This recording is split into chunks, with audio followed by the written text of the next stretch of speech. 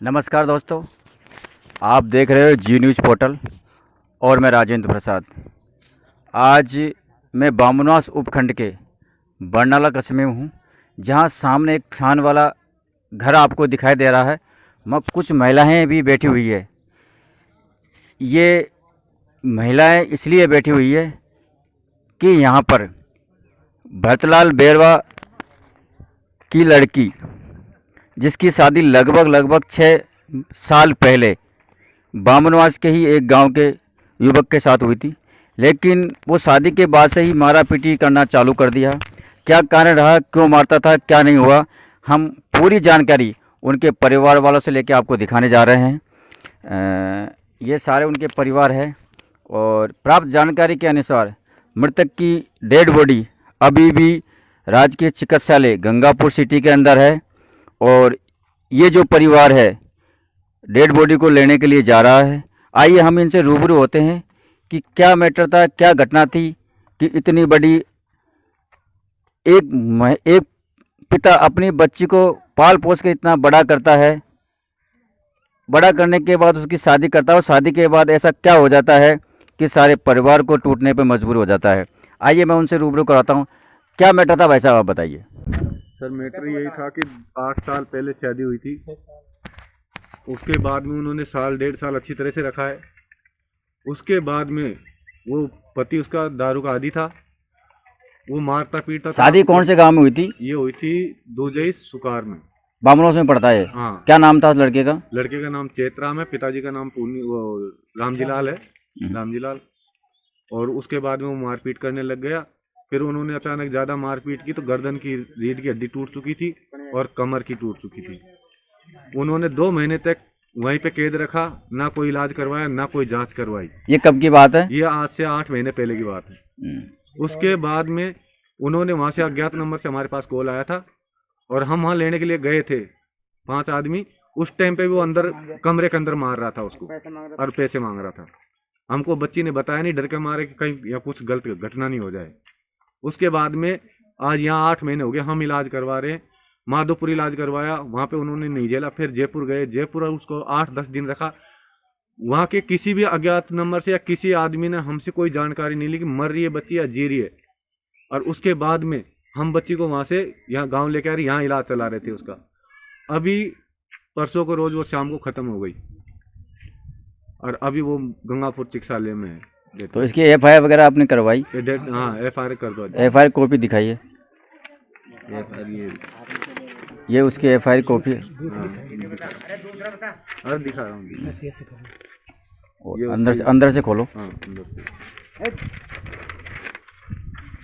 तो आपने इसमें और आप बता रहे हो कि जैसे रीढ़ की हड्डी उनकी टूट चुकी थी, गर्दन की हड्डी टूट चुकी, तो उसकी कुछ रिपोर्ट वगैरह आपके पास होगी? बिल्कुल। तो वो भी सर एक बार कैमरे के आगे वो रिपोर्ट भी दिखा सकते हो तो बढ़िया रहेगा।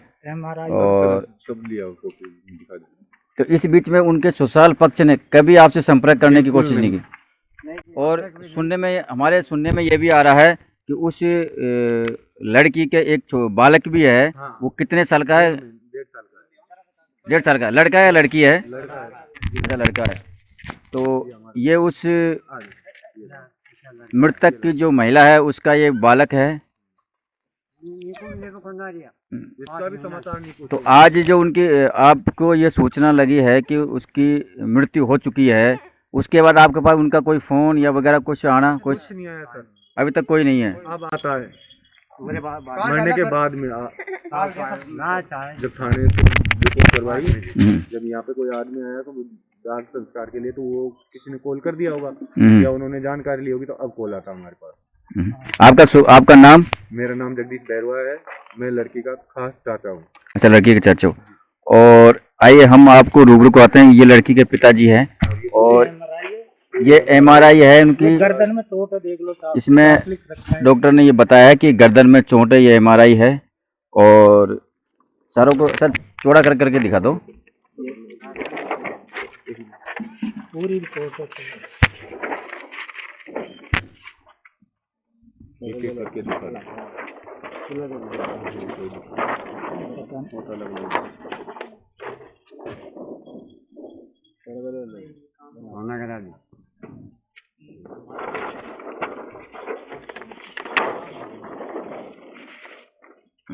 कमर की है, ये कमर की है, ये खोपड़ी की है। तो बात ये सिर की है। हाँ सर, तो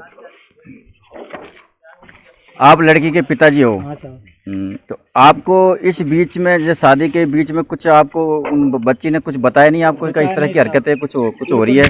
वो यहाँ के बताया था हमको। हम्म, वो क्या मारता था कमरे में, हम्म, तो फोन नहीं करने देता था हम्म, और साथ में बैठा के बात करवाता था हमसे। हम्म, तो बच्ची से वो हमको उसके बारे में बताते नहीं चाहते, उसको मारता था वो। हम्म, हमारे उसके बारे में बताता था ना वो, हम्म, तो मारता था वहाँ बैठे बैठे उसे डंडा लेके। तो इसलिए डरती थी, इसने बताया नहीं हमको। फिर यहाँ आने के बाद में बताया हमको, तो ऐसे कमरे में बंद करके मारी है। और पैसे के पैसे नहीं गए, 25,000 ला, कभी 10 ला। इस साहब मेरे साथ अन्याय हो रहा था, इसलिए मेरी बच्ची आज से जिस दुनिया में नहीं रही। हमारी, मैं गरीब आदमी साहब, मेरे साथ कोई खाने पीने के भी लाला पड़ रहे, मैं कमाई कर करके लाता हूँ, मजदूरी करता हूँ, मेरे कोई वो नहीं है।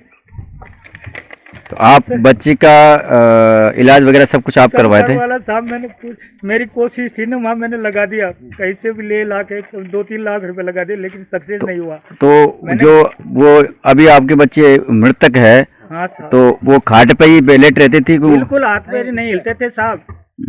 खाटे 9 महीने हुए उसको, केवल हम ही तो उसकी देखभाल करते थे दोनों में। अभी भी हाथ भी नहीं हिलाती थी, मुँह से हम ही रोटी पानी भी हम ही पिलाते थे, रोटी भी हम ही।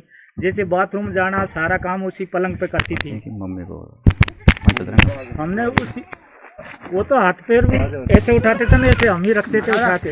आप देखिए, ये हालत थी उस बच्ची की। उनका दर्द बयां कर रहे हैं, फादर के भी आंसू। क्या कि हर जिस आदमी को ऊपर जो बीतती है ना, उसी को परेशानी आती है। आज हमारा भी गला भरने को आया कि जब ऐसी हमारी बच्चियों पर अगर इस तरह से अत्याचार होते रहेंगे दहेज को लेके, तो आगे क्या होने वाला है। और हम उनकी माँ से भी आपको रूबरू करवाने की पूरी कोशिश करेंगे, और उनकी माँ भी हमारे साथ जुड़ चुकी है। अब उनसे पूछेंगे क्या हुआ था आपके बच्चे के साथ, कुछ बताएंगे आप? हाँ बाबू जी, हमारे लड़के दारू से का मारे पति भयंकर मारे, हाथ पैर सब तोड़ गए। मेरा गुम उतनी परात में जेल गए, फिर क्या परात में पड़ा। आप क्या मांगे, आपकी क्या चाहते हो, प्रशासन से क्या चाहते हो? लोगों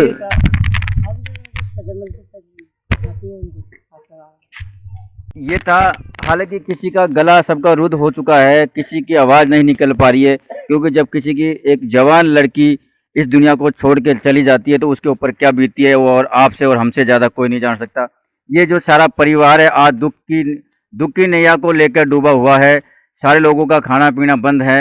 एक की जवान लड़की की लाश सवाई वो राजकीय चिकित्सालय गंगापुर सिटी के अंदर है, और ये पूरा परिवार यहाँ पर इकट्ठा है। तो आप देख लीजिए कि कौन क्या कहेगा, कौन क्या नहीं कहने वाला। इनके पास सारे डॉक्यूमेंट है, इन्होंने एफआई वगैरह इन्होंने करवाई है, रीढ़ की हड्डी टूटी उनके एमआई वगैरह इनके पास है, सारी चीज़ें इनके पास है।